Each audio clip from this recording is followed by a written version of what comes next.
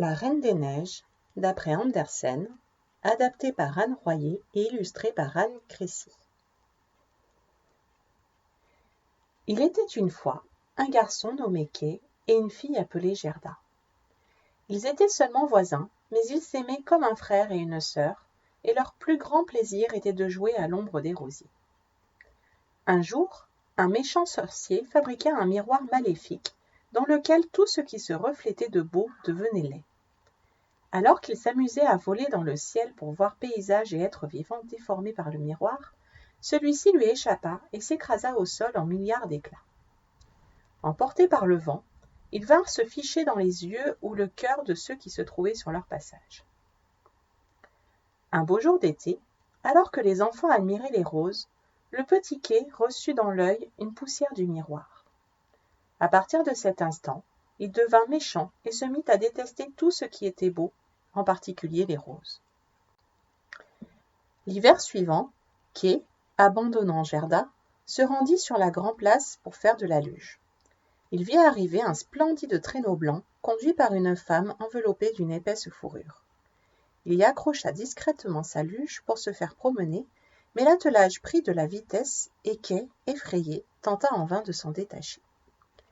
La neige se mit alors à tomber si fort qu'il ne distinguait plus rien qu'un brouillard blanc. Quand l'équipage s'arrêta enfin, Kay découvrit que la mystérieuse femme n'était autre que la Reine des Neiges.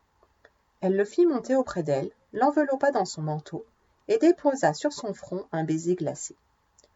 Aussitôt, le garçon oublia tout, famille, amis, passé. Le grand traîneau décolla et, survolant lacs et forêts, finit par disparaître dans la froide nuit hivernale. Au printemps, après avoir passé de longues journées à pleurer, Gerda décida de partir à la recherche de son amie disparue. Elle commença par monter à bord d'une barque pour demander à la rivière si elle l'avait vue. Elle n'obtint pas de réponse, mais se trouva emportée par le courant. En passant devant une maisonnette, elle cria à l'aide et une vieille femme vint à son secours. Gerda lui raconta toute son histoire. La vieille femme était si contente d'avoir enfin un peu de compagnie qu'elle proposa à Gerda d'entrer chez elle pour attendre Kay. Tandis que la petite mangeait pour reprendre des forces, la vieille, qui était un peu magicienne, lui lissa les cheveux avec un peigne faisant perdre la mémoire. Elle fit ensuite disparaître tous les rosiers de son jardin afin qu'il ne rappelle pas Kay à son invité.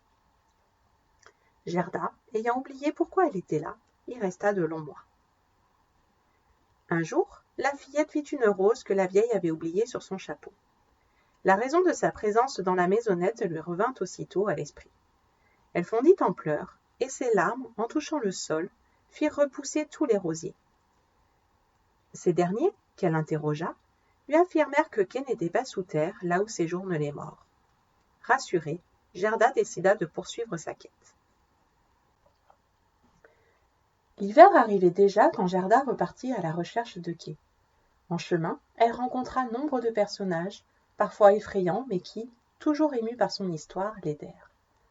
Parmi eux, elle croisa une corneille qui pensait que le jeune mari de la princesse du château voisin était Kay. Hélas, elle se trompait. Cependant, le bon prince offrit à la jeune fille des habits chauds et un carrosse d'or pour continuer son voyage. Plus loin, Gerda fut capturée par des brigands. Ils s'apprêtaient à la tuer quand la petite fille de l'un d'eux, qui voulait jouer avec elle, les arrêta tout net. Les pigeons qu'elle élevait racontèrent aux deux fillettes qu'ils avaient vu la Reine des Neiges emmener Kay en Laponie. La jeune brigande offrit alors un renne à Gerda pour qu'il la conduise là-bas. Sur la route, Gerda rencontra une magicienne qui la mit en garde. « Attention, les éclats du miroir ont déformé la vision de ton ami et ont gelé son cœur. Tu devras trouver comment les lui retirer pour qu'il te reconnaisse et veuille te suivre. » Le renne déposa finalement Gerda au seuil du palais de la Reine des Neiges. À peine était-il reparti qu'un terrifiant régiment de flocons attaquait la jeune fille. Heureusement, le nuage de vapeur, qui sortit alors de sa bouche, se transforma en une armée d'anges qui terrassèrent les gardes de la reine. Gerda pénétra dans le château, entièrement fait de neige et de glace. Après avoir traversé des centaines de pièces vides et froides, elle trouva enfin Kay dans la plus grande salle. Bleu de froid, il assemblait inlassablement des morceaux de glace, tentant de former les figures les plus singulières. Gerda sauta au cou de Kay, mais ce dernier ne réagit pas. Alors la jeune fille pleura à chaudes larmes, qui tombèrent sur la poitrine de son ami, pénétrèrent jusqu'à son cœur et firent fondre la glace. Semblant se réveiller, Kay pleura lui aussi, ce qui débarrassa ses yeux des éclats du miroir. Il reconnut enfin Gerda et poussa un cri de joie.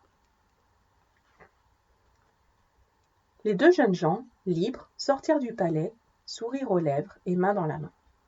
Sur le chemin du retour, ils croisèrent tous ceux qui avaient aidé Gerda et les remercièrent.